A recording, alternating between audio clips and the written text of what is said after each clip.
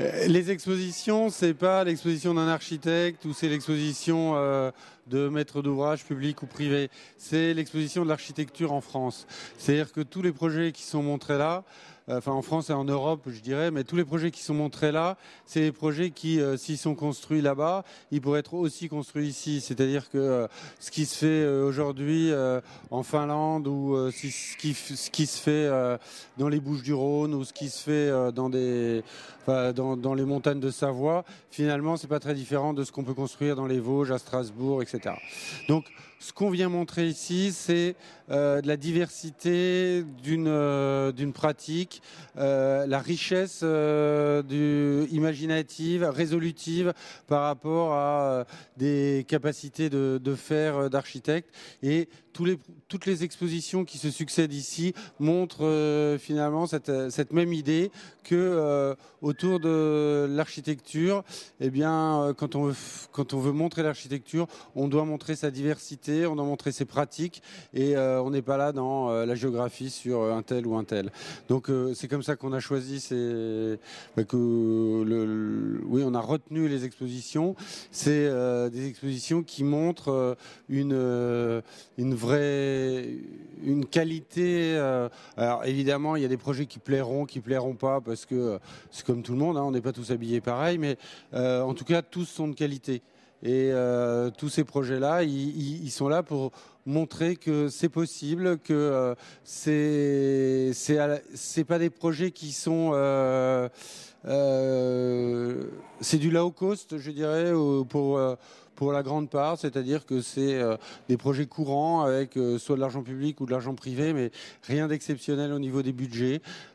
Souvent une vraie préoccupation de qualité, de finition, de réalisation par rapport à l'insertion dans un paysage, l'insertion dans un site, la place dans la ville, et puis l'enveloppe, c'est-à-dire sa perméabilité par rapport à l'extérieur, son isolation par rapport aux problématiques thermiques qui sont tellement actuelles, et puis les qualités d'espace que fabriquent ces lieux, c'est-à-dire la richesse qu'il y a habité dans ces bâtiments. Voilà, c'est ça qu'on veut montrer, c'est que l'architecture quotidienne, elle peut être extraordinaire.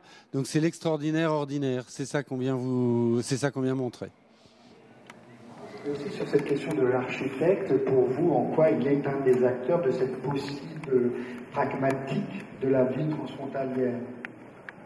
J'aurais plus volontiers parlé d'urbaniste que d'architecte en tant que tel, parce que le bâtiment prend sens sur le fond transfrontalier à partir du moment où il est occupé de part et d'autre pour une mission partagée ou pour une envie partagée.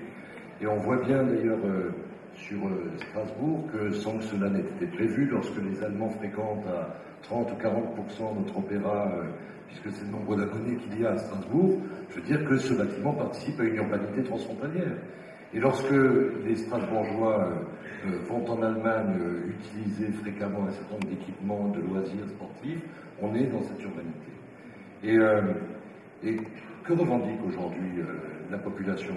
Partage complètement ce que vous évoquez, c'est-à-dire d'abord de pouvoir donner une opinion, de pouvoir s'exprimer sur les envies, sur ce qui fait sens commun dans la société, et de participer en quelque sorte au débat démocratique de ce que sera la ville dans laquelle ils sont et qui se développe et qui se transforme en permanence. Je pense qu'on n'échappera pas à un certain nombre de contraintes dans le temps. Je veux dire qu'un architecte me disait un jour, on aura une ville totalement intégrée à 360 degrés le jour où il y aura autant de ponts sur le Rhin qu'il y en a sur l'île. Je crois que c'est assez vrai dans l'image, et qu'il nous faut arriver à faire en sorte qu'il y ait de plus en plus de passerelles, qu'elles soient physiques, qu'il y a des ponts, qu'elles soient virtuelles, mais en même temps réelles dans l'objet et l'usage que l'on peut faire des territoires. Bien, on va rentrer dans le vif du sujet peut-être, parce que moi je suis resté sur le seuil, je dirais. On sait bien que en matière de coopération transfrontalière, le diable est dans les détails, et il y a beaucoup de détails.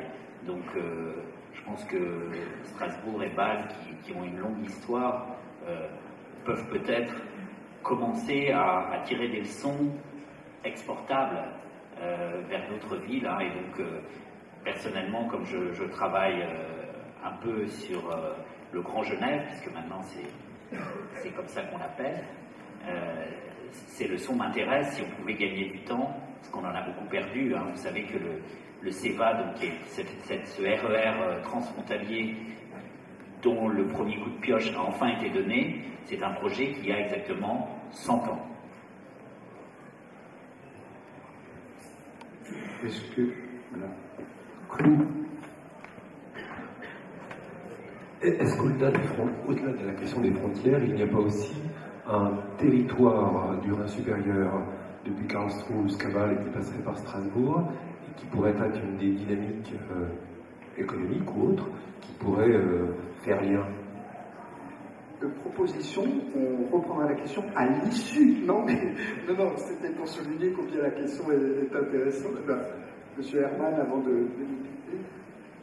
Non, bien sûr, je veux dire, le territoire du bassin du Rhin supérieur, je veux dire, est un territoire, je veux dire, qui est vécu comme tel, pleinement, que ce soit sur le plan culturel, où il y a un certain nombre de propositions qui sont faites, en particulier avec, par exemple, le passe-musée. C'est vrai aussi pour les transports en commun, où il y a un certain nombre de modalités qui sont mises en œuvre et qui permettent de vivre pleinement ce territoire, je dirais, de part et d'autre de la frontière. Donc, il y a une véritable identité sur ce bassin du Rhin supérieur, des échanges nombreux, il y a une série d'institutions qui travaillent régulièrement, et il y a, je dirais d'une manière plus locale, ce GECT qui a été créé dans le cadre de l'Eurodistrict Strasbourg-Ortonneau, mais qui parle de plus en plus aux autres eurodistricts, aux autres regroupements transfrontaliers qui existent pour essayer de faire corps et de faire sens sur la totalité du bassin du Rhin supérieur. Alors, comme vous y allez, messieurs, parce que ça a l'air d'être simple, c'est en marche, etc., sauf qu'on imagine que, malgré tout, que de part et d'autre des frontières, il y a des approches, j'enfonce des portes ouvertes, mais après tout, on est dans l'architecture, il y a des questions de portes fermées ou ouvertes. Est-ce que, comment il faut aussi peut-être composer avec les différences, j'ose dire, culturelles des approches du territoire, du vécu, etc. Et avant de mettre en musique ces acteurs, il faut peut-être veiller à ce qu'ils partagent une même vision du territoire, etc. Alors, je vous vois faire la moue. Je ne crois pas qu'il y ait dans le bassin du Rhin supérieur, en tout cas, je veux dire, d'écart majeur, je veux dire, dans la vision de l'aménagement du territoire. Il y a des textes, comme vous le disiez à juste titre, très différents d'État à État. Ce qui est le plus difficile, certainement, c'est ce que vous disiez, c'est le problème de la langue. Et même si on est aujourd'hui là en Alsace, je veux dire, très peu d'Alsaciens ou de gens implantés ici parlent l'allemand, et la réciproque est vraie aussi. Et que la plus grande frontière, c'est d'abord celle-là.